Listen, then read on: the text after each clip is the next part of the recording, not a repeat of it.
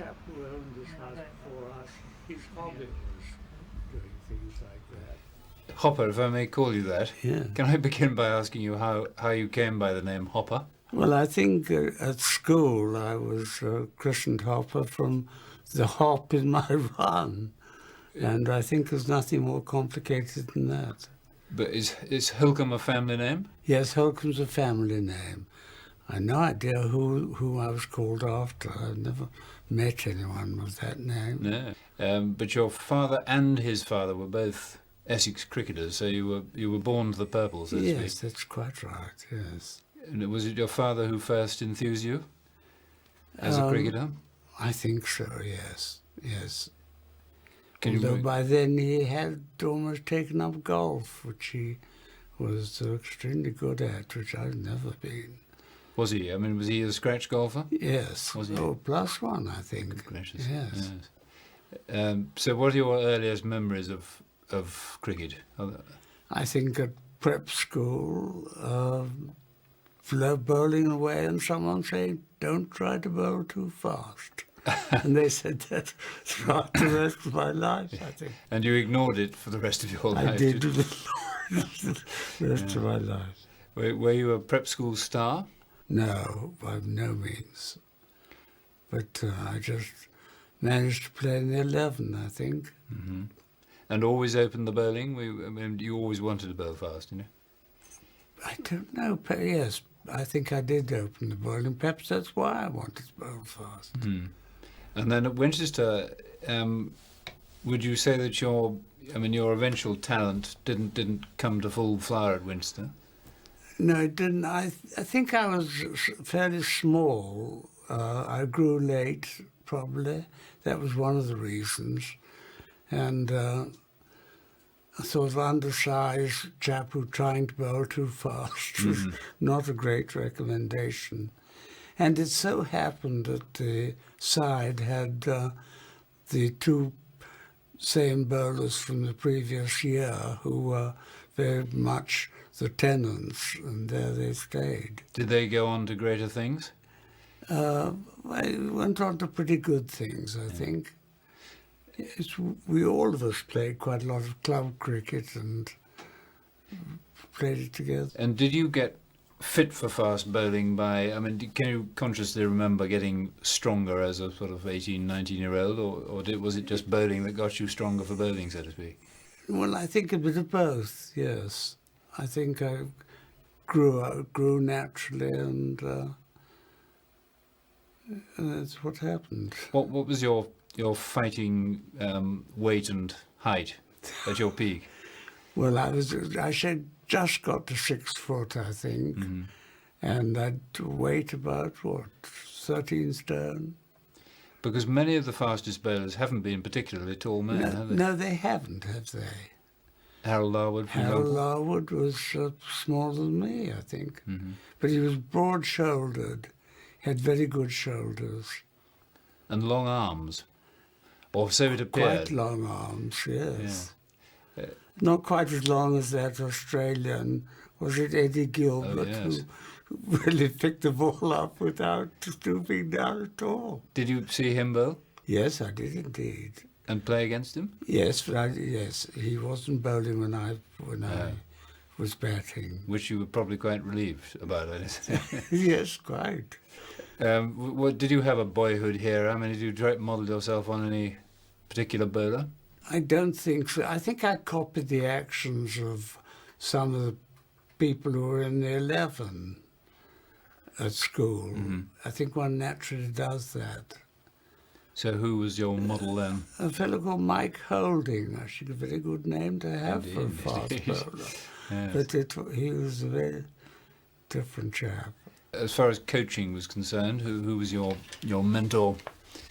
Actually, we had a slow left-arm Yorkshire player who was a great friend of Rockley Wilson, who was our cricket master in those days. And he was very useful. Don't try and bowl too fast. Right. That was his. Right. And Rockley Wilson himself, was he a good master in charge of cricket? Oh, frightfully good. He and Harry Alton were both masters at the same time. Yes. And unlike today, they have a lot of masters who were club cricketers too. But I think they haven't quite the number today. Yeah. So you left Winchester, and what was your plan of campaign, so to speak, after that? Did you ever think that you would play first class cricket? No, I never dreamed of it. I used to play for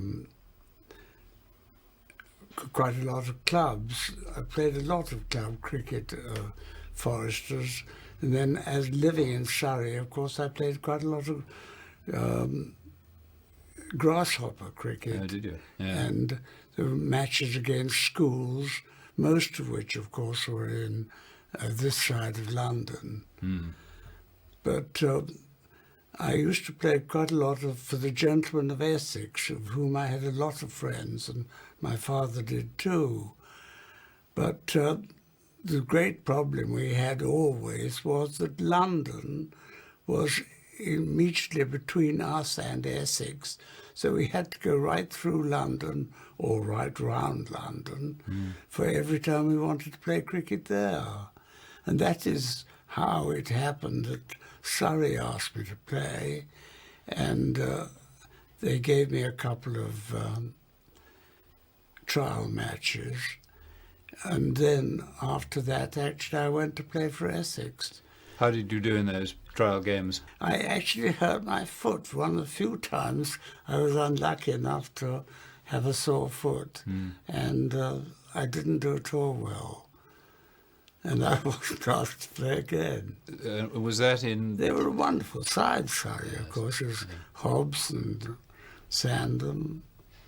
But Essex obviously knew better because, I mean, they'd seen your performances in club cricket, presumably, and the word was getting around that you were one of the quickest bowlers about. Perhaps, yes, perhaps. Can you remember your first match for Essex? Yes, it was against Lancashire, actually, at the very end of the season, about the last match of the season. In 32 or 33? 33. Right. Yes. And I think it was 33. It's a long time ago. And at home or away? It was at home, on the Leighton ground, of course, the old Leighton ground. Yes. Wonderful to bowl on for a fast bowler, of course. Was it? Because it was a quick and bouncy wicket. Quick one. And did you hustle a few Lancastrians out? I got one or two, I think. Only one or two. But anyway, they said we'll ask you to play next year. And by great luck, I was taking accountancy exams the following year, and I took the exam in May and was allowed out after to play for, I think 2 months. And luckily, Essex took me on for all that time.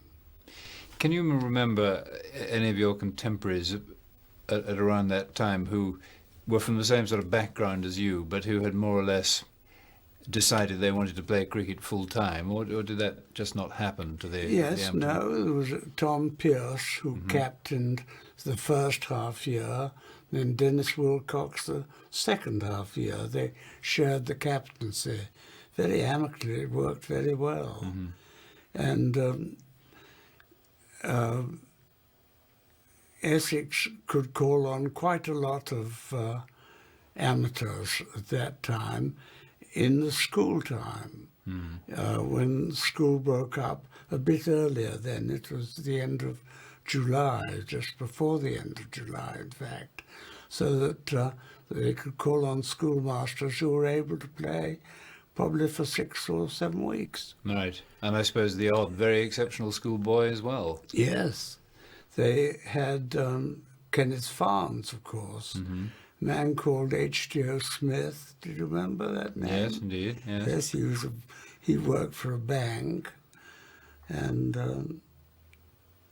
he was quite fast. Did you open the bowling with Ken Farnes for Essex?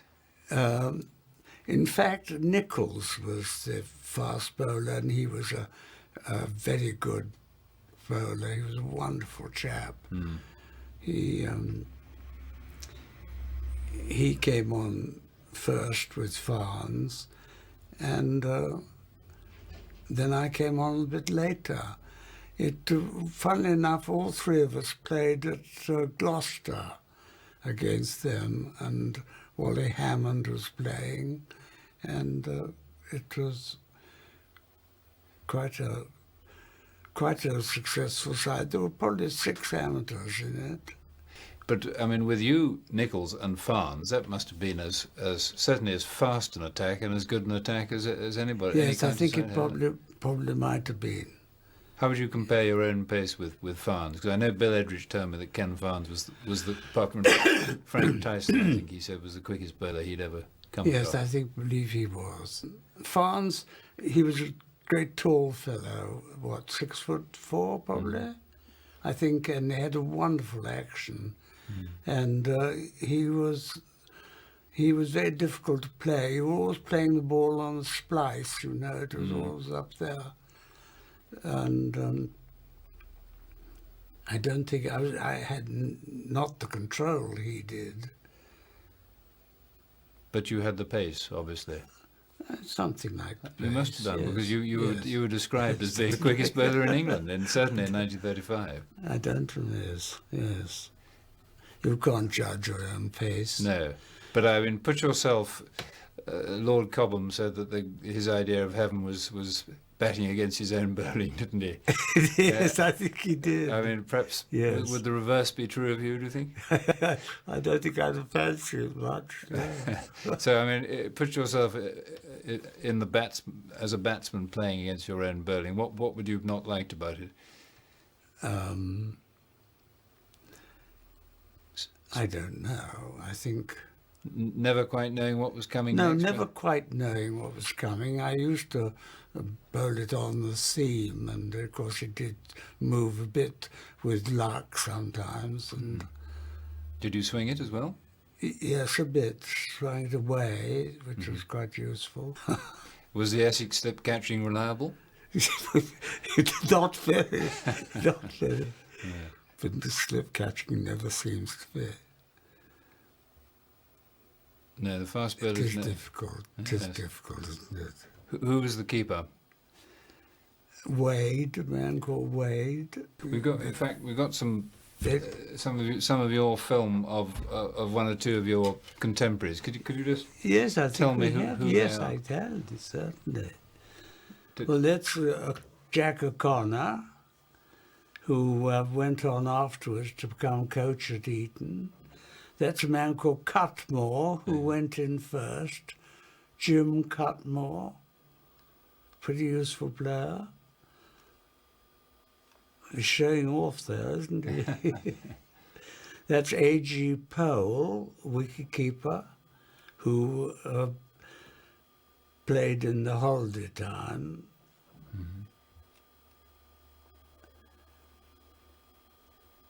Where were these taken? These were taken at Gloucester, down when we all played. And that's Eastman, Laurie Eastman, very useful bat, hit the ball hard. And that's Nichols, the great Nichols. He was Maurice Nichols, a wonderful fellow. And as good a batsman as he was a bowler? Yes, as good a batsman as he was a bowler. A genuine all-rounder. Should he have played for England more, do you think? Well, he played quite a bit, didn't he? Yes. How many times do you think he played? 10 times? I mean, that sort of number, That yes. sort of thing, yes. That's a man called Boswell who bowled these leg spinners. Who gave you the camera? And these were all your own films, were they? Yes, I had an American camera called a Victor, and I always used a tripod. Had a thing I remember called a Thal Hammer tripod, and had telephoto lenses on. Mm-hmm. But it was purely a hobby. It was a complete hobby, yes. And I used to cart it about, and luckily a cricket bat was a wonderful thing to take the tripod about in. yes. You could fit it in just nicely. And did you ever show your colleagues the films you'd taken? Yes, I did. We had one or two shows. The trouble was really that one wanted to edit them and title them like that. It makes them much more enjoyable to watch.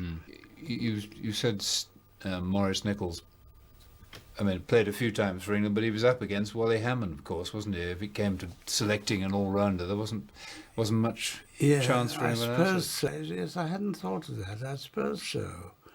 Wally Hammond, of course, wasn't the bowler. I suppose he was a fair bowler if you wanted to change, yes. Yes.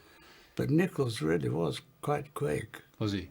Who of your opponents of those years, who were the ones you really thought, I'm going to need a lot of luck to get him out today? Well, always Sutcliffe, of course, who one played against one or two times. The finest batsman I played against was, of course, Bradman. Mm-hmm. I think there's no one has really come up to him quite. I don't know why, but he had something that no one else had. And how many times did you bowl against him? Do you know, I played against him only once out in Australia. He made 50 in each innings, and I didn't bowl a single ball against him. Wasn't that bad luck? Yeah. Yes. But just to watch him from a near distance, you thought it was... Yes, I thought he was better than absolutely anything, terrific. He was just that much better than anyone.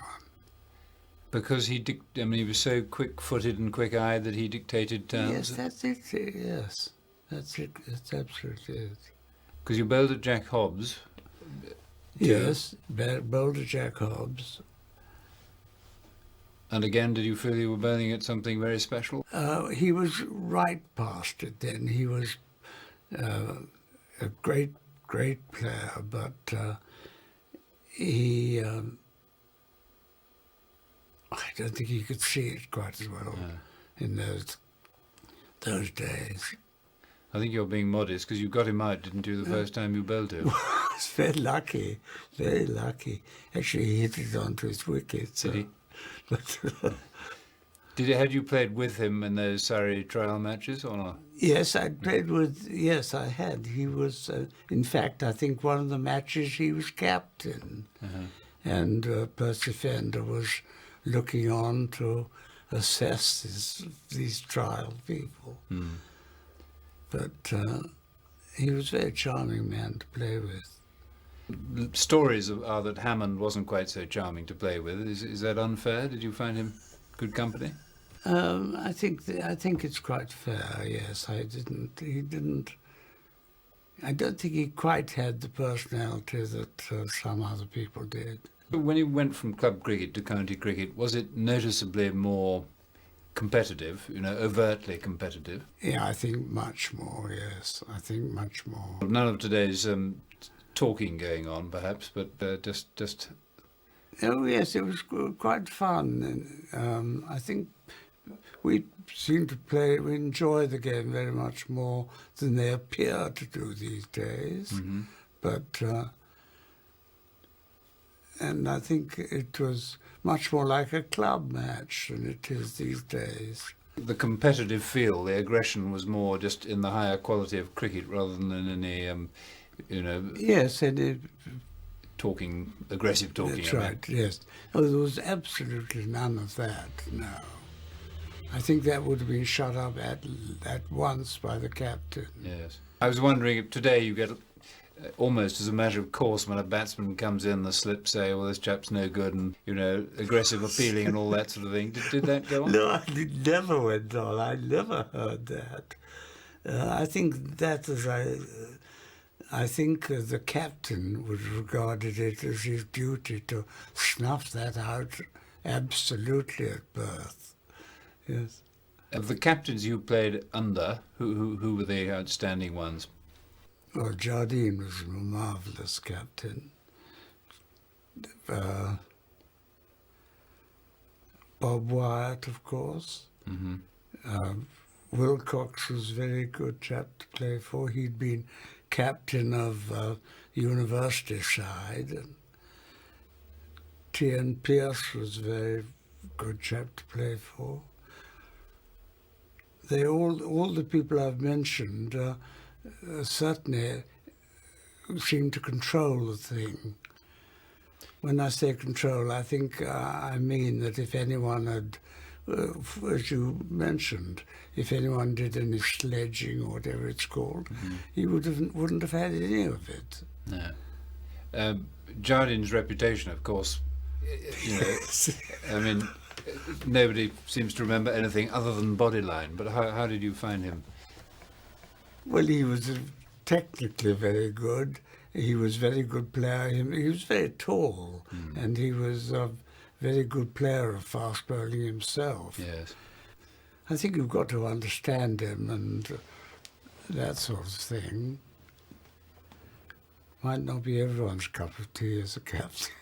I mean, would he have been as tough, say, captaining Surrey against Essex as he was England against Australia, or did he I think really... he would, yes. I think he had one standard, and that was just the tops. Was he too serious about it, do you think? Well, as things have worked out, I think, yes, he probably was too serious. But highly effective. Highly effective, yes. I had the privilege of talking to Harold Larwood before he died, and he obviously, you know, loved him. Yes, he loved him, he did. And of course, Jardine loved Larwood and Vos and people. He was thought the world of them. And he was a frightfully good captain. Of course, in those days, they went out by ship, so they would really have known each other by the time they got there. And he would be so considerate and absolutely wonderful. The tour that you went on in 35, Yes, 6 was partly designed to sort of soothe the wounds of Yes, Bodyline. I think it was, yes.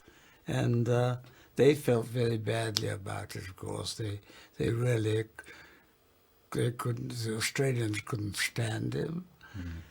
And of course, little things counted so much. You know, he wore his harlequin hat, his cap, his harlequin cricket cap, as Plumorna did. They used to say Plumorna slept in his, I believe. But he loved it, and whatever the match was, if he wanted to wear it, he would. Yes. Well, what cap did you like to wear? Well, I usually wore an Essex cap, actually. I don't know why.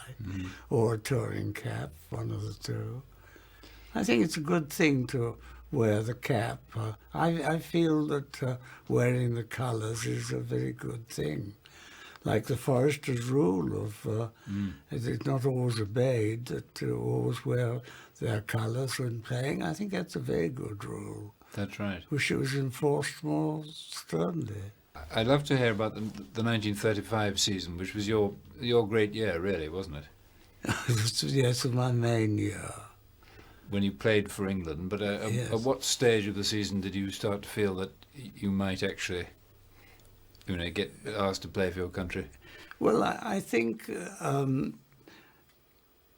I played, of course, mostly in the term time, because Ken Farnes came into the side in the holiday time, so that it was Nichols and I who were bowling, and I think we were quite a good combination. He was absolute perfection of steadiness and everything. I was rather wild occasionally, and it worked quite well. And we had a very good match up at Yorkshire together, yes, Huddersfield. When I say we had a good match, Nichols had a most marvellous match because he took a lot of wickets. I think he took 7 in the second innings, and he made 100 too. remarkable. I mean, that was one. Yorkshire was so powerful in those days. Yes, they were so powerful. They'd just come from a Roses match, I think, when there'd been a terrific battle. So what do you remember of that game at Huddersfield? I think everything. It's one of these days when everything goes right. It was a very fast wicket. It was a bit of breeze downhill with the wind just coming from mid-off, or mid-on was it, and we got about 2 or 3 wickets rather quickly, which is always a good help. Including Sutcliffe? Including Sutcliffe, who, of course, Nichols got. I didn't. I would have liked to have done. And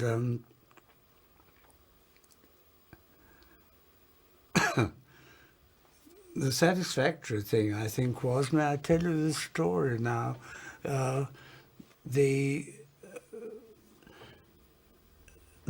cousin of Rockley Wilson, who was a solicitor, I think, and Rockley Wilson had been at school where I was, and he came along to watch the match, and found us walking off the field. So he said to the gateman, apparently, "Why do we play these second-class sides? Can't we do a bit better than that?" They said, "Excuse me, sir, it's Yorkshire."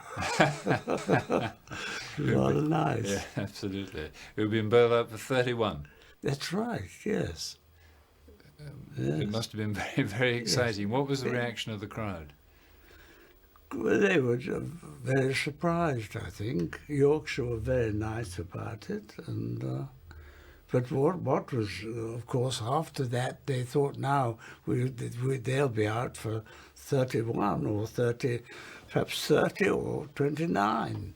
But no, Nichols went in, and a chap called Brian Bell, who was a schoolmaster playing, and they played bows, and their bowlers absolutely perfect there.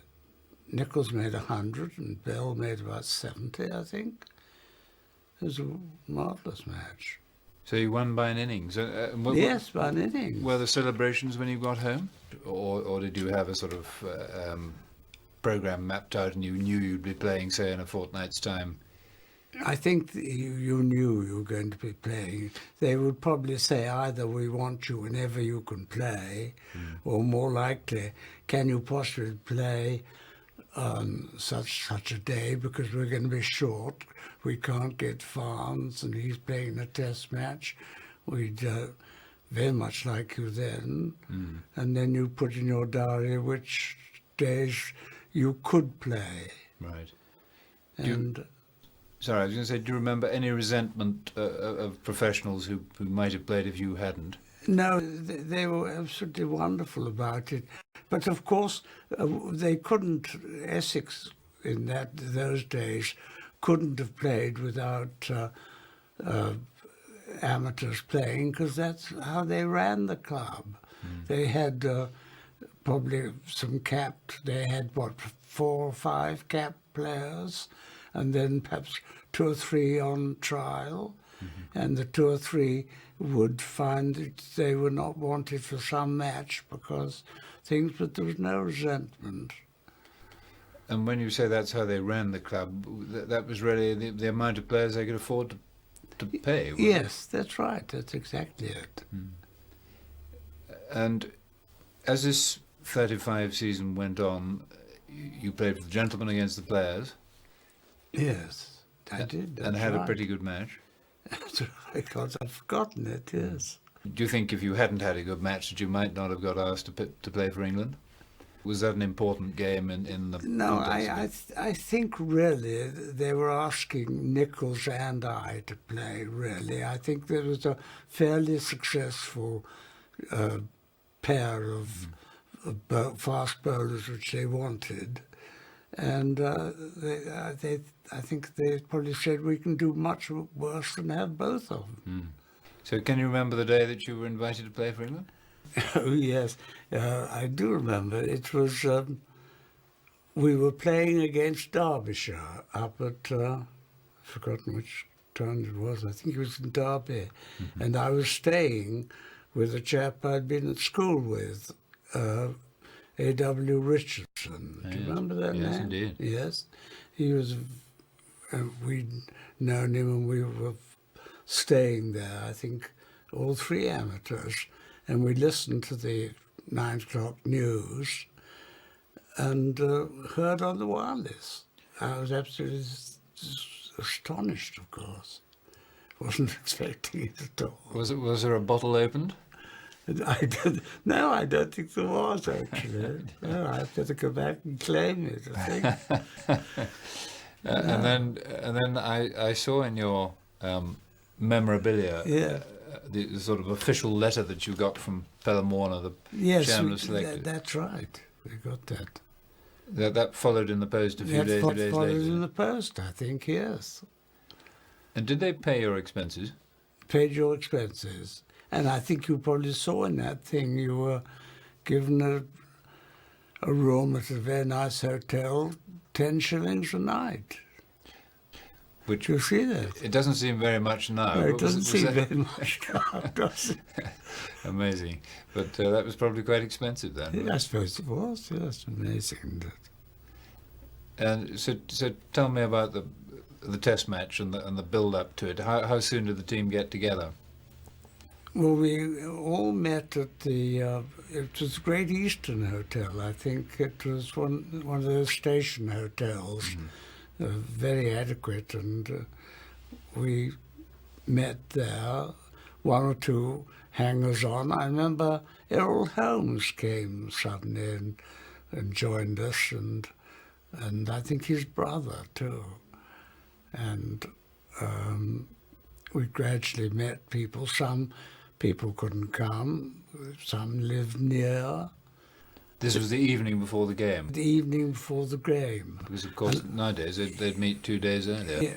Yes, no, this was the evening before, and I think I went up and had dinner with them, joined them for dinner, then went home because I lived just about 20 miles away, and then next morning I drove up to the test match. Extraordinary, isn't it? 20 miles. We lived about 20 miles away, and cars weren't so reliable then, but there was far less of them, and far less people on the road. So you parked in the Oval, and that was that. Were you very nervous? I don't think I was frightened. No, I didn't. I knew, of course, quite a few people. Yes. Johnny Clay was playing, who I knew well, and they were all very friendly, and Hammond was very friendly, yes. They were all very friendly and helpful. There was an awfully nice relationship with the amateurs, I think, you find. And the state of the series at the time against South Africa was what? Was desperately important because they were 1 up, and this was the last match. And so Bob Wyatt put them in, which was absolutely unheard of at the time. But I may say that, of course, he asked many of the players what they would do in those special circumstances. And I think all of them, Hammond and Ames and I've forgotten all the rest. And I think they all said, well, let's put him in. It's the only chance you've got of winning this match. Were the weather conditions suitable for Absolutely perfect they were. Of course, I was, because I knew I shouldn't be picked if there was going to be rain and things like that about. And so I was really very keyed up. And given the new ball, did you bowl the first ball of the match? Yes, I bowled the first ball of the match. Had you played against the South Africans that summer? No, I hadn't before, no. Actually, I decided Essex played the South Africans, at Southend, I think about 2 matches before the Test match. But I thought, naturally, I'd much better have a rest than do anything else, because I had been playing in every match, and I could have done with a rest. And when you say you've been playing in every match, how many days a week would you have been playing through that summer? You played, yes, I can't remember how many days now, but I'd been playing fairly continuously, and of course then you had charity matches on Sundays, and it was fairly busy time. So and the travelling is the thing that's tiring. Did you go by road or rail?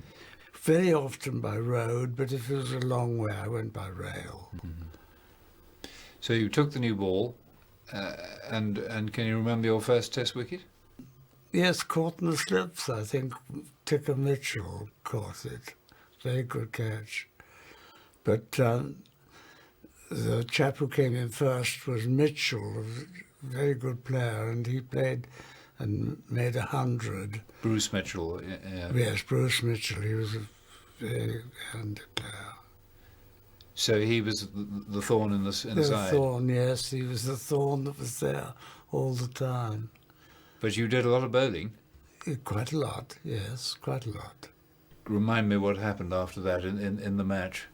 Well, then we went in and made a great many runs. Not me, because I didn't go in. And they declared, and we then had about half a day to get them out. And we got 4 wickets fairly quickly, but then we couldn't get out. Viljoen won. And they were a very good side. Yes. But you did well enough to be invited to go on a tour in the winter. Did you know you were going on it at that stage? No, I didn't know that. No, we learned a bit later. I think I heard that when I was playing in one of the gentlemen players at, Folkestone. Coulthorpe used to run sides there. It was a very jolly festival. Was it? That Yes. that was noticeably more relaxed than County Championship. Oh, cricket. much more relaxed, yes. Lionel Tennyson was captain, and he was great fun. So the festivals were sort of Yes, they end were of season great fun. End of season fun, yes, and quite good cricket. Yes. And they got quite good crowds. Scarborough was another, wasn't it? You played in that? No, I didn't play in that. No. And Hastings. Hastings I played in, yes. So, when you were invited to tour Australia and New Zealand, did that need a great deal of reorganisation of what you would have been doing in the winter months? Well, it did really. I had to get the permission of my firm. That was the first thing. As I said, I was articled to an accountancy firm, and my absence for half a year wouldn't matter awfully. It wouldn't make much difference because it all fitted in with the when your exams turned up. And they were very reasonable about that and gave me permission to go, so I was able to. Opportunity of a lifetime, imagine. Opportunity of a lifetime it was. And you packed the camera. I did, yes. Yeah. And carted this thing round with a tripod. And then when bad luck I had, when I got to Adelaide to play, the thing went wrong. I didn't realise it as I pressed the thing. It went on all right, but it wasn't functioning properly. Maddening. So for the rest of the tour it was not functioning, or did you get it mended? I think it probably righted itself because I took quite a few pictures of the journey home. Right. 3 of us came back through New York and places like that, and we took pictures there. You went out, all the team together? Yes, we went out all the team together to on the maiden voyage of the, what was it called? Orion.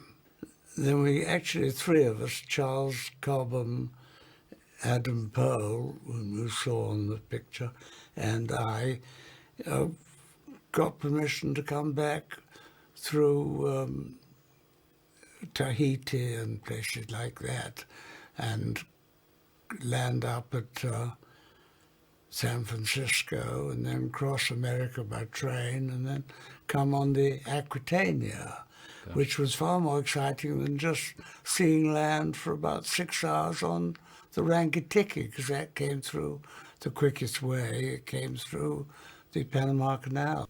But the voyage out, I mean, it must have been a great adventure for you, because you were... A terrific adventure, yes. You were what, early 20s? No, I was about 25 then, yes, 25.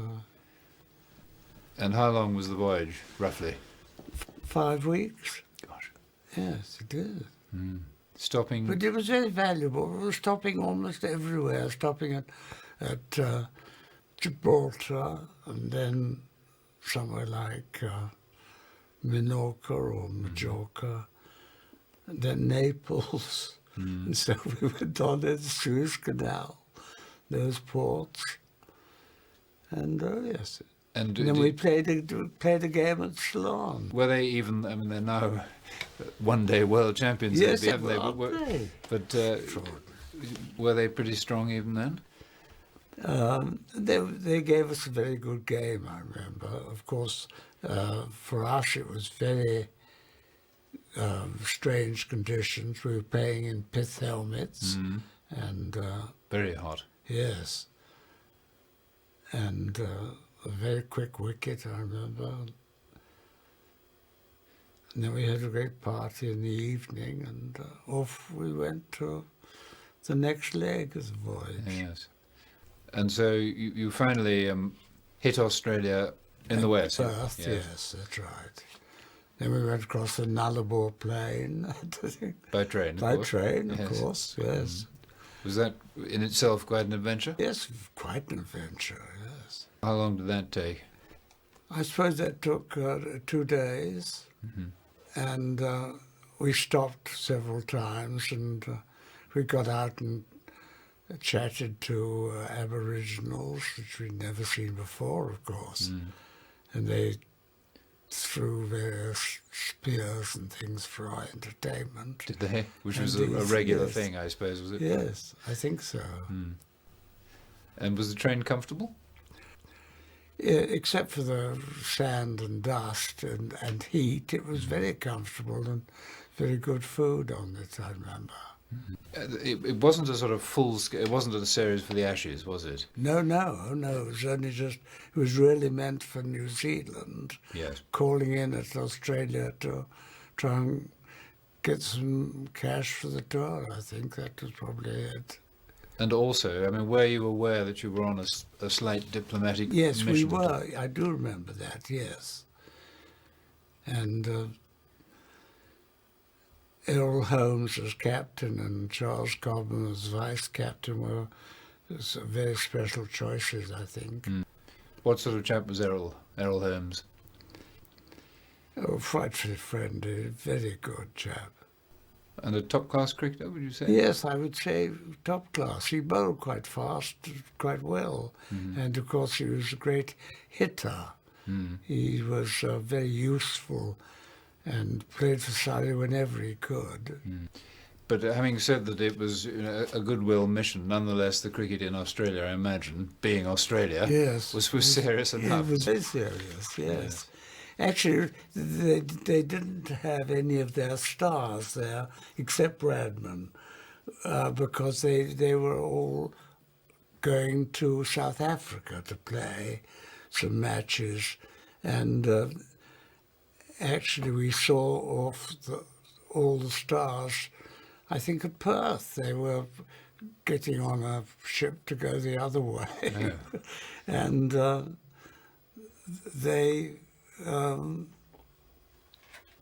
they didn't play against us at all. So the likes of Bill O'Reilly... Not even one match. No. No, not even one match. But Bradman had stayed behind. Bradman had stayed behind. I've forgotten. I think he was getting married. I'm not sure.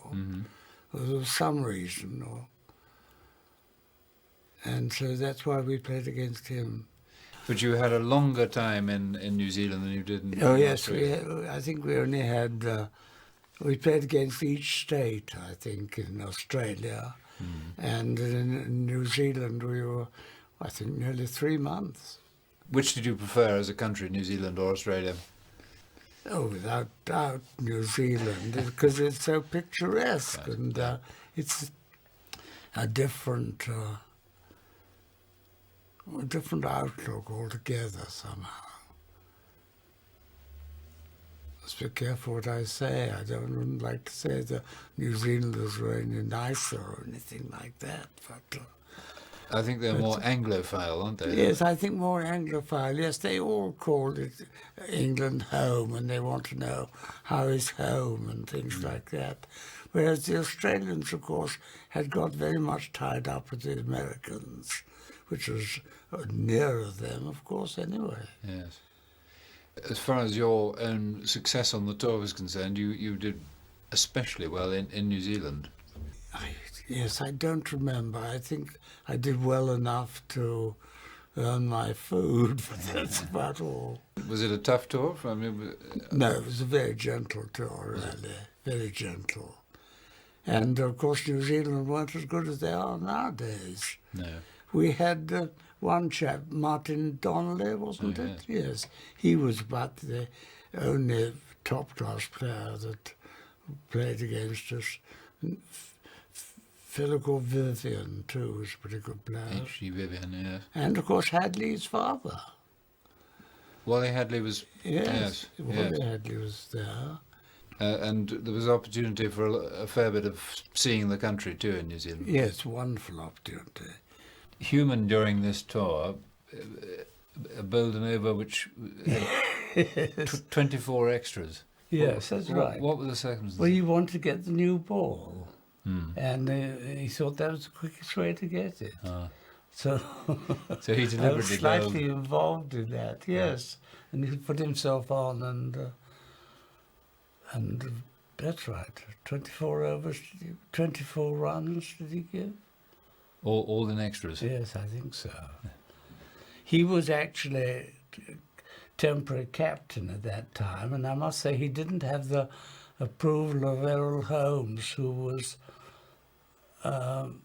off the field because he got a quick one in his slips. And I see. So this was... he didn't approve that. Oh, He right. thought that sharp tactics or something. But it worked, did it? You got the new ball. We got the new ball, and I think we didn't get the player out, so it profited us nothing. Not unnaturally, some of your movie shots are of your fellow fast bowlers. Alf Gover, in particular. Ever seen anyone with a busier action than his? No, I think very, very much so. What was he? No, Was he genuinely fast? or- Yeah, he was quick. I wouldn't say he was very fast. I think he always kept within himself very much. Jolly good bowler. Did a lot of work too. But would you say that Larwood was the best you saw? I think easily. I think he was very fast, and he had a beautiful action. You couldn't criticise the action at all.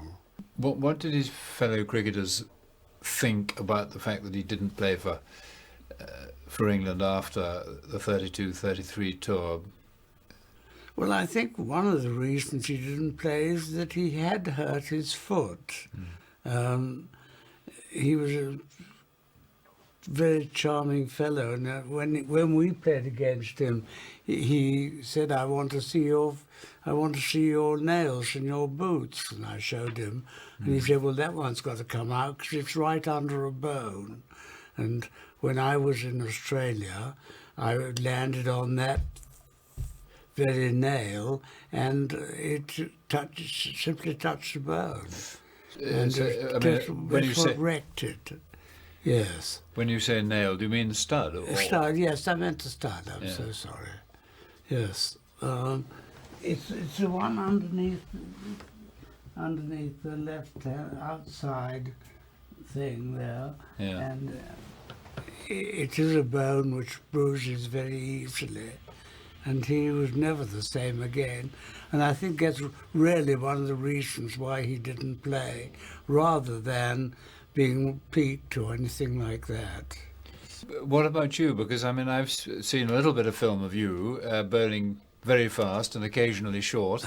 I mean, were there definite? Was there a line you couldn't cross about how many balls you bowled short in and over? No, we never had anything like that.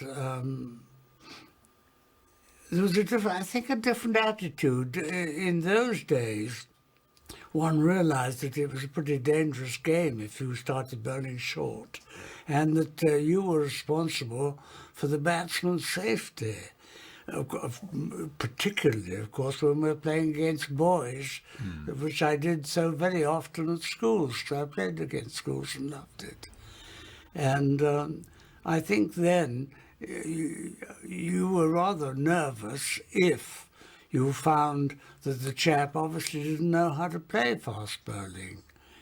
And I think one always felt jolly careful that you bowled within limits. And you didn't, of course, have short legs. You didn't have a whole lot of short legs. You might have had one, but you never had the 3 or 4 when you couldn't play that shot up here. But obviously, one thing playing in a club match against schoolboys, another playing, for example, in your Test match would Yes. if you'd suddenly bowled 3 bumpers in a row against South Africa in 1935, would it have caused a rumpus? No, what would have happened would be that the captain would have come along and he'd have said, pitch him out, that's all he'd say, because he would think, first of all, it was rather a waste of time, and secondly, it was getting a bit dangerous, and I think most captains I know would have stopped you pretty quickly. But there must have been times when you thought, that batsman doesn't fancy me very much, and if I put one in short here, it's going to get his wicket rather quicker than otherwise. Yes, I'm sure there was. Yes. I'm sure there was, but you've got to have at the back of your mind that you are responsible for his safety, and that's what I think was in our minds more than anything then. Which is Now why it doesn't seem to matter, does it? In fact, people in their books have said that we've bowled them on purpose and that sort of thing. I think it's a very risky thing to do. I suppose the helmet is the main reason for that. But isn't it? I've Because never bowled against a man with a No, of course helmet in not. my life, you see. No. We didn't have helmets then. No. Of the other great fast bowlers you caught on film, Morris Tate, fast medium, I know, but Yes. obviously a great craftsman. Yes, he was always known as being quite fast off the wicket. I don't know whether that's even sense. I don't know whether you can be fast or slow off the wicket. I don't know. But he seemed to come off like a knife. You hardly got your bat here before it hit it. The other one we saw there was Ken Farnes, who we talked a little bit about earlier. Yes, yeah. But I mean, he obviously was seriously fast. Yes, he was seriously fast, but I wouldn't have thought he was all that fast. I wouldn't have thought he was anything like Larwood or... Really, I thought... it was more his height and bounce. Yes, more his height and bounce. He didn't take a very long run, and he... yes, he was always playing it up the top of the bat. Of the batsmen you caught on film in these matches, Jack O'Connor, Yes. a real bread and butter pro, was he, or was he better than that? No, better than that. Better than that. I'm very surprised he didn't play in more Test matches. Because there weren't so many Test matches about then, were there? The Ashton brothers you briefly caught on Yes. film playing at Yes. Brentford, who were also Wickhamists. Yes, they were also Wickhamists, and both played for Cambridge, of course, and Both were fine players, footballers too. Were there three Ashtons who played in that famous game at Eastbourne? Yes, there were.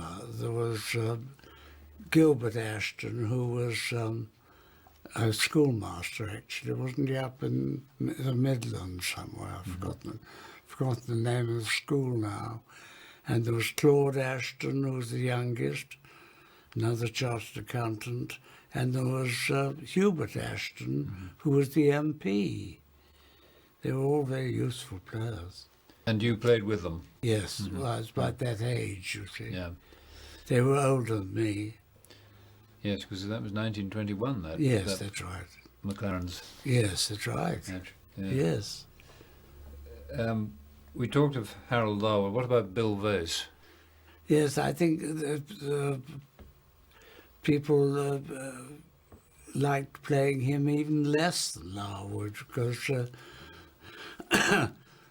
like all left-handers, of course, they pitched out or stump came in either hit you on the knee or on the chest or anyway somewhere where you had no pad for certainty. And he had a great zip about him. And he was a much bigger man, of course. He was taller, and there was plenty of him. Powerful shoulders. Yes, powerful shoulders. And he had an action, of course, they came right in. Yes. We were all so thankful in those days that, of course, Trent Bridge was had a beautiful wicket, a beautiful mile wicket. It's always had. And, well, we were thankful for it with those two. But Parker and Tom Goddard were a legend, really, for Yes, Gloucestershire. they were. What made them special? I think Goddard had a great deal of mixture. I think he bowled some quicker and some slower, and I think he was always up to something, never two balls the same. Parker was the perfect left-hander, I think. With all the Yes. variations of pace. Yes, that's right. Seeing the crowd watching you in some of those games, what sort of a crowd, what sort of size of crowd would you expect for your average county championship match? This was very much of a guess, but I think if you got 2,000 on the first day, and if you got any on the last day, you were lucky. Really? I think so. So people sometimes exaggerate how crowds have dropped, do you think? I think they have. I think they do, yes, very much. There was a quick shot of Percy Fender, too. Was he as a bigger character as he looks as though he ought to have been? Yes, I think he was. Was it a picture of him bowling, was it? Yes. Yes, he's a cunning old chap, and you'd be very lucky if he didn't get you out, if he was bowling when you went in. Titch Freeman you never came across? Yes, came across and played against him. He was extremely slow, and I think you were more likely to get yourself out than he gets you out. But, mark you, he took about 300 wickets each year. And an awful lot stumped by Les Ames. Tremendous lot stumped. How good a wicketkeeper was Les Ames? Very good, yes, very good. I know he's wicketkeeper batsman, like Stewart these days, of course. You had this great season in 1935, and you went on tour, effectively for England. Why did you stop playing first class cricket? Well, I came back and I was employed by some accountants, and I went to them and said, "Can I have the summer off?" And they said, "Well, now look here, we've got to talk about this, and either you're going to be a professional cricketer or a professional accountant. Which do you want to be?" But mark you that, in fact, I might have had a very different answer if I'd known that a man called Hitler was marching around and was going to stop it all in 2 or 3 years or 2 years. And I might well have decided to take it off and say, "Look here, yes, I'll start, in 5 years' time. If that's all right. Oh, for some hindsight. Yes, but Yeah. there we were. So have you ever looked back in some regret on that? Or? No, I haven't really. My idea was to become an accountant, and that's what I did. And I looked on the cricket as a real bonus. I think I enjoyed it much more, realising that I was playing it just as a game. And you played a lot of club cricket. I played a lot of club cricket, much more club cricket than any other sort. Yes. What was your favourite? Who did you most enjoy playing for? Well, it so happened, I think, that there was the Gentlemen of Essex, they were called, and I knew them very well, and my father had known them, and I thought that a very nice club. Mm-hmm. And they had nice matches, and the only trouble was getting there through London, as I say. Which even in those days was a serious, you had to leave a lot more time. Yes, it made you think about accepting matches. In Essex, you had to start earlier and got home earlier. You were always driving home from the matches, of course, towards the west, which meant the sun was in your eyes the whole way home. Yes. All those things are worth thinking of. Yes. Did you play a lot of two-day club matches? Yes, there were quite a lot at Army matches were very often 2 days, like Shoeburyness, Garrison, and all those sort of places. Yes, I played quite a lot of 2-day matches at Army headquarters. And you mentioned Mr. Hitler, but how much cricket were you able to play during the war? Very little, very, very little. So only when we made a pitch ourselves, really, that was the thing. You'd find you get 2 or 3 people in your company who were keen on it, and then you were keen, and you made pitches, and then you had some matches against anyone you could. Where did the war take you to? That was when I was in England, of course. Right. I never got to anywhere much abroad. We were demobbed before that happened. Mm. And would you say that your form as a bowler had deteriorated as a result of 5 years with very little cricket? Oh, yes, yes, very much so. And your keenness for the thing, I think, too. Really? Couldn't help it. No. Did you? I played for my village, after the war, and really mostly for that. That was at Englefield Green. Yes, it was Englefield Green. And were there some good cricketers who sort of, wasted their sweetness on the desert air just playing village cricket who might have gone higher, do you think? Well, there are always some you think are worth a lift up, and then when it comes, of course, you see they fail, first of all. They don't get a second chance. No. And they gradually lose interest, I think. But it so often happens, doesn't, at least in my view, that people, when they're given a chance, hardly ever take it. No. And often they're capable of it, but they're not given, as you say, a long enough. Yes, you've got to get used to the thing. You've got to have two or three tries, I think, if you're going to do that. Because every level up is another. Yes, another it is. test, isn't it? It is. Yes. Your father and grandfather both played for Essex. Yes. But you remained a bachelor too long to produce more cricketing reads. I did, yes, I did. Too long. So you inherited a cricketing family instead. That's right, yes. And do you enjoy watching the game still these days? Well, it's so easy on television, isn't it? If they're going to broadcast it on BBC, I don't know. I'm not going to join Sky to watch cricket, because I think we pay a licence, and I think that should be the end of it. Yes. I think the more we do that sort of thing, the more they will take over the game And charge what they like for charge what they like for it.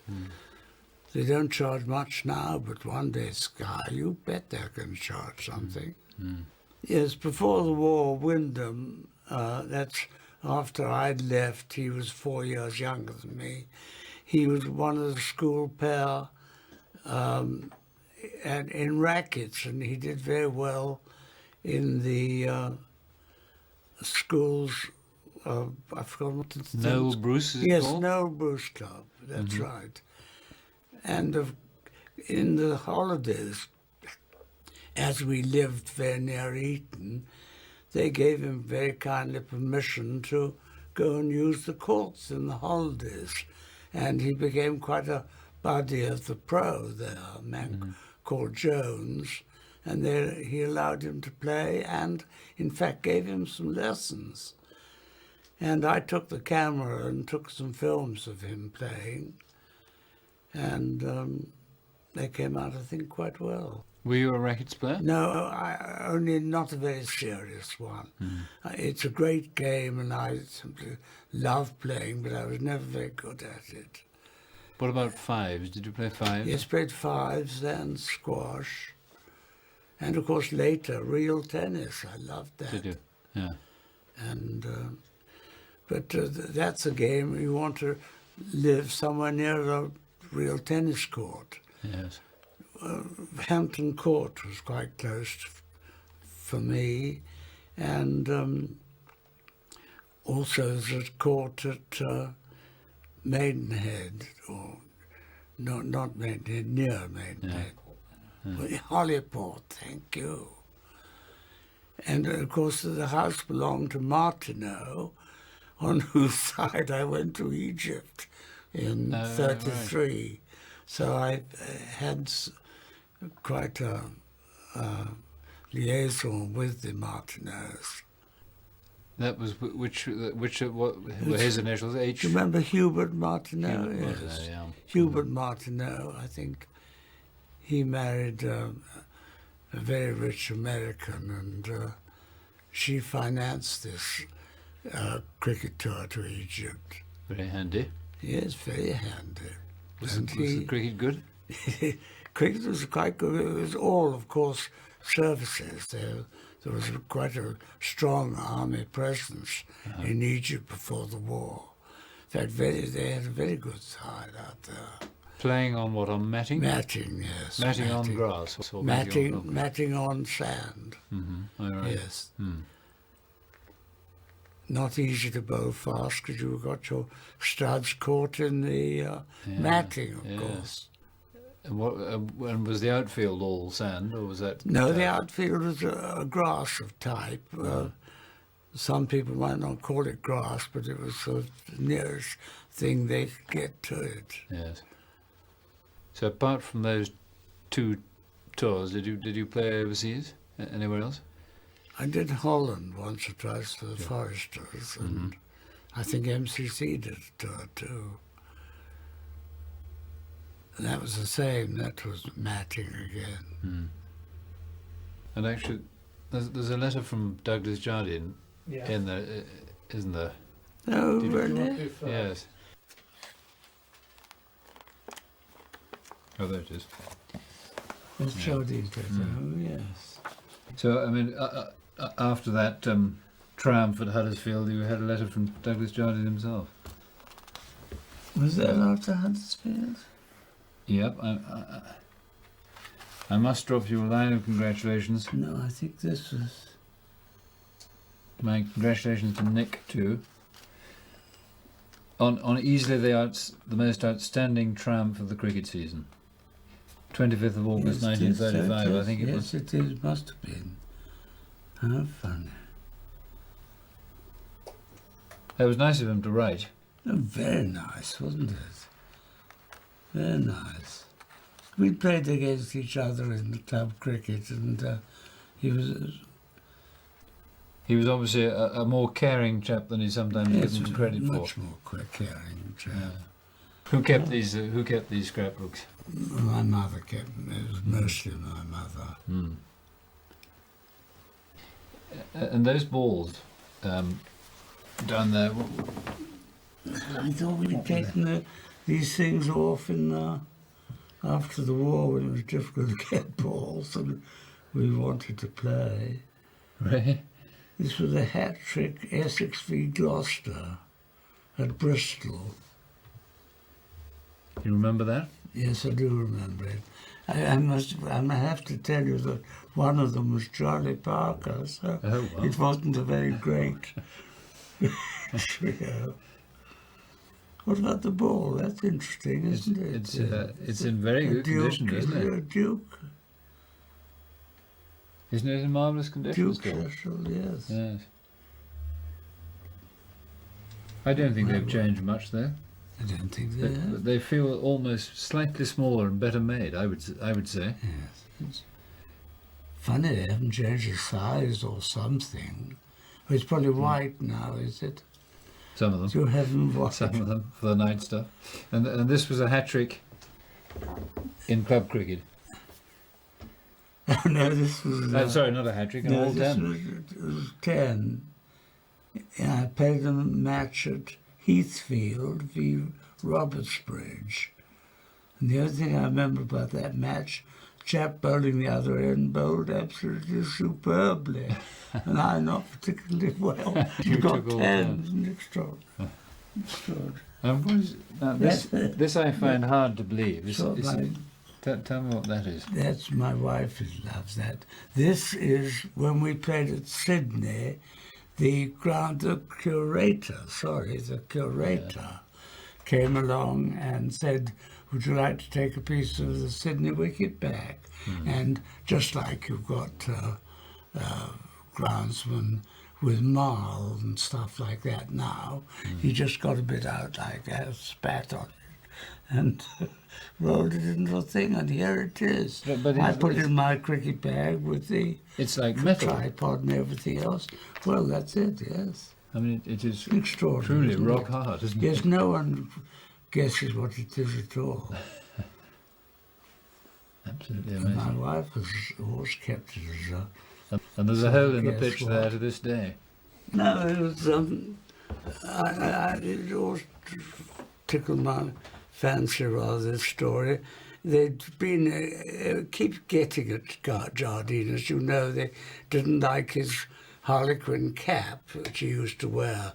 They thought he was putting on side, you see, something he wouldn't wear the same as other people. And they were always getting at him. And of course, his character was really that he made no effort to try and stop it. And he would encourage them and debate them even more. And I was saying that once he was batting, made quite a few runs. No, it was one of the others, one of the Australian batsmen were batting, and they eventually hit a balloon into the deep, and the catch went up, Jardine got underneath it, and there was a sort of ooh as it went up, and then dead silence, and then suddenly a voice from the crowd said, you can something my sister if you drop that, Mr. Jardine. And it's alleged that, because I wasn't there, it's alleged that he said, well, I should need to see your sister first. One of the test matches where Hobbs and Sutcliffe were making a lot of runs, and the score went to 100 and then to 150 and then 200, 250, and the crowd were barracking, you know, and then they were trying to be funny, put on the umpire, put on the clock, put on all these things, and every time someone said it, you could be certain someone on the other side of the ground would say the same thing, wondering if it sounded as funny when he said it. And as there was in the papers was one other thing, there was an abortion case going on, and Nurse Michaels was had up for something, And so some bright spark after shouted out, "Send for Nurse Michael, she'll get the bastards out." Oh, yes. Well, thank you very much very indeed. much indeed for your, Thank you very much. for your Well, memories. thank It's been you. I am fascinating so for me. grateful to you. Lovely to meet you. I had to thank you. Thank you very much. Thank you both so much.